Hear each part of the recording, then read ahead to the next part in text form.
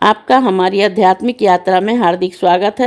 आप सुन रहे हैं शिव महापुराण, जो सनातन धर्म के ही अनमोल ग्रंथों में से एक है। इस श्रृंखला में हम आपके लिए ही इस दिव्य ग्रंथ के प्रत्येक अध्याय का शाश्वत पाठ प्रस्तुत करेंगे। आइए इस ज्ञान और धर्म की ही यात्रा को आरंभ करें। भगवान महादेव की महिमा और उपदेश से ही सजी इस पावन कथा के साथ ही ओम नमः शिवाय।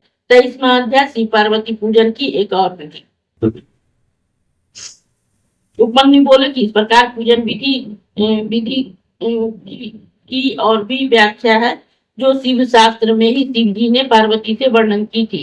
अंग अभ्यंतर योग अग्नि कार्य के अंत तक करे, फिर वही याग करे या न करे, इसमें द्रव्यों को मन में कल्पित कर उसे ही शुद्ध कर ले और देव गणेश का ही ध्यान कर सविधि पूजन करे। फिर पद्मासन लगा तीन तत्वों से उमा से ही शिव का ध्यान करे, जो सर्व लक्षण संपन्न, अवयवों से ही शोभित, सब अतिशयों से ही संयुक्त, संपूर्ण आभूषणों से भूषित, हाथ चरण और जिसके मनोहर हास्य है, जो शुद्ध स्फटिक मणि के समान, निर्मल फूलों के कमल के समान, तेजवान, चार भुजाओं से युक्त, उदार अंग वाले, उत्तम चंद्रकला धारण किए, वरदायक अभय हाथ वाले, मृग कंटक, घोर प्रलय में संहार करने वाले, सर्पों के हार और खड़ाऊ पहने, सुंदर नीलगिरिवा वाले, जिन शिव के वाम भाग में परमेश्वरी भगवती विराजमान है, उनका इस प्रकार चिंतन करे।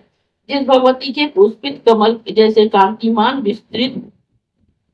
विस्तीर्ण नेत्र, पूर्ण चंद्रमा की सी कांति, नीले घुंघराले बाल, नील कमल दल के ही समान शिखर पर अर्धचंद्र धारण किए, सूक्ष्म वस्त्र धारे, संपूर्ण गहनों से युक्त, मस्तक में लेकर ही उज्ज्वल विचित्र फूल, गुथे हुए बालों से ही केश, पात्र में ही शोभायमान, सब ओर से गुणों से ही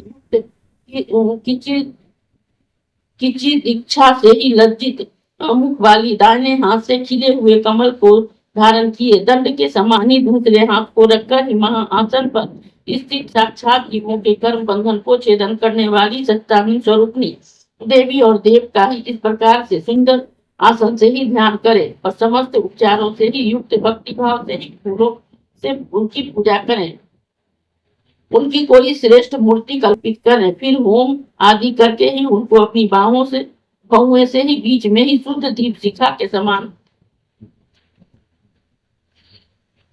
शिव जी का ध्यान करे। इस प्रकार से स्वशरीर से ही स्वतंत्रता पूर्वक ही ध्यान आदि की प्राप्ति कर और अग्नि कार्य की समाप्ति कर सारी विधियां शरीर से में करता रहे, तो यह चिंतामय आराधन भी बड़ा ही पुनीत है। लिंग ठंडिल अथवा अग्नि में ही देव की पूजा करें। इस अध्याय के श्रवण हेतु आपका हृदय से धन्यवाद।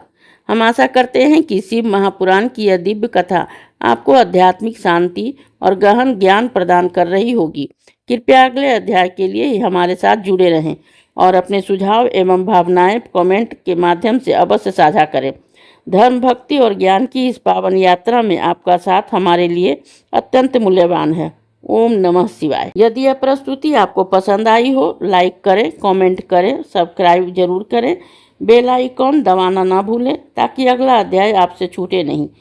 और इस पावन ज्ञान को ही शेयर करें अपने परिवार और मित्रों तक।